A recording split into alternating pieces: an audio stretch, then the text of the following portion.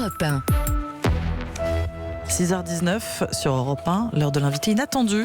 Tous les matins, un sujet dans l'actualité et une voix que l'on n'attend pas pour en parler. Il y a un peu moins de suspense maintenant parce qu'on en parle depuis tôt ce matin. Le salon de l'agriculture qui a ouvert ses portes ce week-end, bien sûr, avec ce qu'il y a de folklore autour de la plus grande ferme de France, installée à Paris pour 10 jours. Mais l'agriculture, je vous le disais, ce sont aussi des questions que nous nous posons tous. Que mangeons-nous? Comment est-ce que c'est produit? Le bien-être animal, évidemment, quel impact sur notre environnement, sur notre santé? C'est une bouffée d'air, une bouffée de campagne, le salon, mais c'est aussi un sujet sérieux à la une. Un agriculteur pour en parler ce matin avec nous, ou pas n'importe lequel, le président de l'association Éleveurs Autrement. Votre invité inattendu, Mathieu, c'est l'éleveur Bruno Gourdon. Bonjour Bruno Gourdon. Bonjour Mathieu. Et merci d'être en direct avec nous de si bon matin, même si les agriculteurs se lèvent tôt, ça doit être votre cas au quotidien.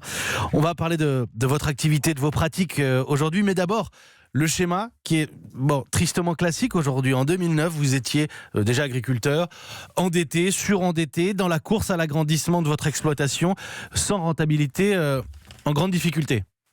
Oui, tout à fait. C'était ce qu'on appelle l'agriculture conventionnelle, où voilà, on cherchait à produire. Et vous avez décidé de... Je reviens pas sur cette histoire-là, parce qu'on la raconte malheureusement assez souvent, évidemment, autour de nombreux agriculteurs. Vous avez décidé de changer, non pas de métier, mais de changer votre métier. On va commencer par le commencement, en vous intéressant à la santé des animaux.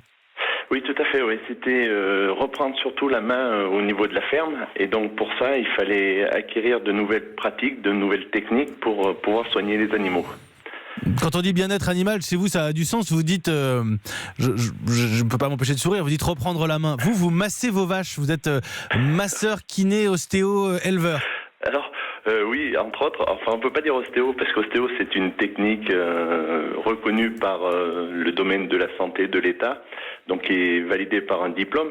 Moi en fait ce que j'ai fait, c'est qu'avec d'autres collègues éleveurs, on a rencontré ce qu'on appelait les rebouteux dans nos campagnes qui existaient bien avant les vétérinaires, puisque les vétérinaires n'étaient pas là pour soigner les vaches au départ, et donc c'était des rebouteux qui venaient soigner. Des guérisseurs.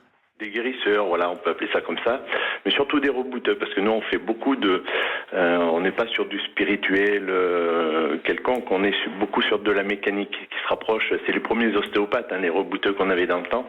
Et par exemple, pour faire simple, vous dites une vache, je ne savais pas, peut se coincer l'épaule, se luxer l'épaule. Oui.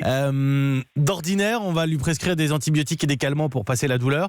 Vous dites on peut la réparer. Enfin, ça pèse son poids quand même, une vache. Hein. Ah oui, tout à fait. Enfin, oui, vous une le savez. vache, ça peut aller jusqu'à 800 kilos, une tonne même.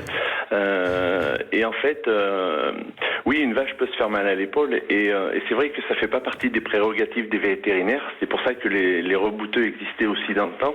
Et oui, je voudrais juste vous imaginer, vous êtes là avec vos pouces en train de... Non mais expliquez-nous.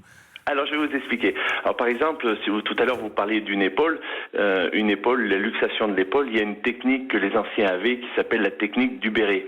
Parce que les anciens portaient toujours le béret, alors aujourd'hui on est plus avec des casquettes ou des bonnets à la rigueur. Et en fait on plaçait le front au niveau de l'humérus. Alors je repositionne pour les auditeurs, une vache à quatre pattes, c'est un homme à quatre pattes. C'est-à-dire les pattes de devant sont l'équivalent des bras pour nous et les pattes arrière pour une vache sont les jambes pour nous. Okay. Donc la luxation de l'épaule se situe bien sûr au niveau des avant-bras. Et donc là, la technique du béret consistait à mettre le front au niveau de l'humérus et puis de faire avec les mains une espèce de levier pour remboîter l'humérus au niveau de l'omoplate. Et en fait, la technique était tellement douloureuse pour le rebouteux qu'en fait, il utilisait son béret entre l'humérus et son front pour pouvoir se remettre cet os en place. D'où la technique du béret qu'aujourd'hui, moi, j'appellerais plus la technique du bonnet, puisque moi, j'utilise un bonnet quand je le fais. Il faut s'intéresser à votre organisation Éleveurs Autrement, parce que vous formez de jeunes agriculteurs. On parlait des départs à la retraite qui vont être massifs dans le métier.